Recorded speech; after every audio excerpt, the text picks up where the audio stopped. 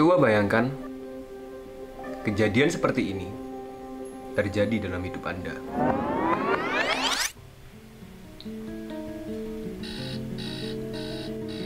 Anda bangun tidur, kemudian Anda melihat ada notifikasi chat di HP Anda. Notifikasi chat ini ternyata berasal dari pacar Anda yang sudah menemani Anda selama 3 tahun. Tanpa menunggu lama-lama, Anda langsung membuka chatnya. Kemudian Anda menemukan chat yang berisi seperti ini. Sorry ya, tapi kita nggak bisa bareng lagi. Sebenarnya selama ini aku udah nemuin pacar baru. Lalu setelah Anda menelusuri lebih dalam lagi, ternyata pacar barunya dia itu adalah sahabat Anda sendiri. Tiba-tiba perut Anda menjadi mules, dada Anda menjadi sesak, pikiran Anda semakin kacau balau dan semakin terkontaminasi oleh pikiran-pikiran yang negatif. Anda pun mulai bertanya ke diri Anda sendiri, apakah selama ini saya kurang menjadi pacar yang baik, kurang perhatian, kurang peka, kurang lembut, atau kurang baik? Kemudian ketika Anda semakin terbawa oleh perasaan-perasaan negatif ini, tiba-tiba Anda teringat sesuatu. Anda harus menyelesaikan tugas akhir yang wajib dikumpulkan minggu ini. Tugas akhir ini akan menentukan kelulusan Anda, dan kelulusan Anda akan menentukan karir Anda di masa depan nanti. Anda pun semakin frustasi dan berpikir, bagaimana bisa saya menyelesaikan tugas akhir saya dengan kondisi saya yang seperti ini? Anda pun mulai mencari bala bantuan dengan bercerita ke keluarga atau ke teman-teman terdekat Anda. Anda berharap dengan bercerita Anda bisa mendapatkan saran atau masukan yang bisa membangkitkan semangat Anda. Tapi apa yang malah Anda temukan? Gak usah khawatir bro, cewek itu masih banyak. Tinggal cari yang lain aja. Lu mah masih mending kayak gini. Gua dulu pernah diselingkuhin sama saudara gua sendiri, lu tahu nggak? Kan gua udah bilang bro, mending fokus karir dulu. Pacar mah belakangan. Jangan sedih dong, sedih itu buat orang lemah.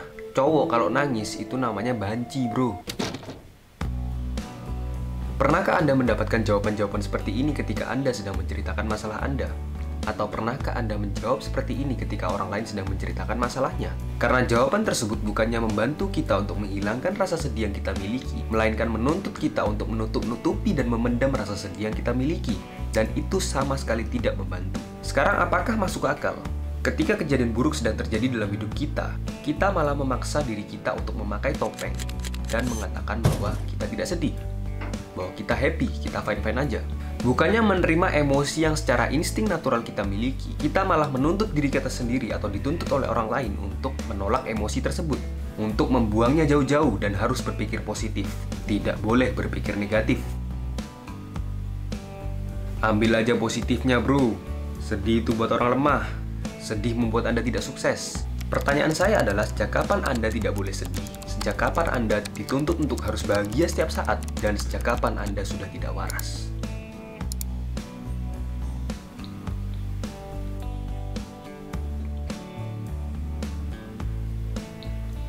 Aku udah kenyang banget sama orang-orang yang ngomong kayak jangan dipikirin. Just stay positive. Wow. Santai aja. Jujur gue pernah kayak nyampe di sebuah situation yang akhirnya membuat gue bilang kayak, is this what it means to be in a toxic positivity conversation? Dan itu juga, wah, tanpa disadarin juga sometimes maybe we're saying that to other people. Mungkin kebiasaan ini dimulai sejak kita menonton video-video motivasi tanpa berpikir secara rasional. Atau mungkin sejak kita berkenalan dengan budaya positive vibes. Atau mungkin sejak sosial media mengharuskan kita untuk selalu tampil sempurna. Sangat ironis untuk mengetahui bahwa kita hidup pada era di mana 300 juta orang sedang mengalami luka depresi, yang dimana mereka membutuhkan bantuan pertolongan atau mungkin sekedar teman untuk bercerita. Tapi banyak dari kita yang masih menuntut mereka untuk menggunakan topeng yang mengatakan bahwa dia tidak apa-apa. Banyak dari kita yang masih menuntut mereka untuk melupakan kesedihan yang mereka miliki dan melanjutkan kehidupan yang indah ini. Sekarang apakah mungkin jika seseorang lagi naik sepeda, kemudian dia jatuh dan tangannya retak, tapi kita menuntut mereka untuk melupakan rasa sakit yang dimiliki dan tetap melanjutkan perjalanan, tetap naik sepeda saja. Film Inside Out yang tayang pada tahun 2015 telah berhasil menarasikan isu ini dengan sempurna. Ketika pikiran Riley terlalu dikuasai oleh emosi positif atau emosi bahagia yang terlalu egois, Riley jadi susah untuk mengendalikan pikirannya sendiri ketika dia sedang ditimpa oleh kejadian yang buruk. Namun ketika Riley pada akhirnya mau menerima perasaan sedih yang selama ini dia tolak dan selama ini dia pendam, Riley pun berhasil mengobati luka batin dalam dirinya dan jadi pribadi yang berpikir lebih rasional dan lebih dewasa.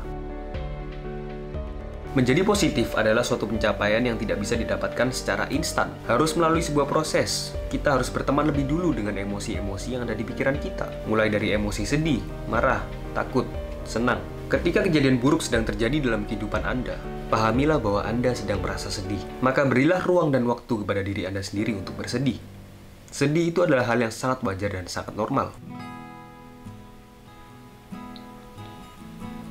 Ceritakanlah kesedihanmu kepada orang yang memang mau mendengarkan dan mau mencoba untuk memahami apa yang sedang Anda rasakan.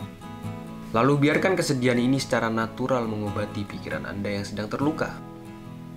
Ketika seorang teman sedang menceritakan masalahnya, maka jadilah pendengar yang baik. Jika Anda tidak bisa memberikannya solusi, maka berikanlah dia rasa nyaman dengan mencoba untuk memahami apa yang sedang mereka rasakan. Terkadang dalam hidup kita hanya membutuhkan seorang teman, bukan seorang motivator. Terkadang dalam hidup kita hanya membutuhkan empati, bukan motivasi. Nama saya Kevin Tanjaya. Thank you for watching.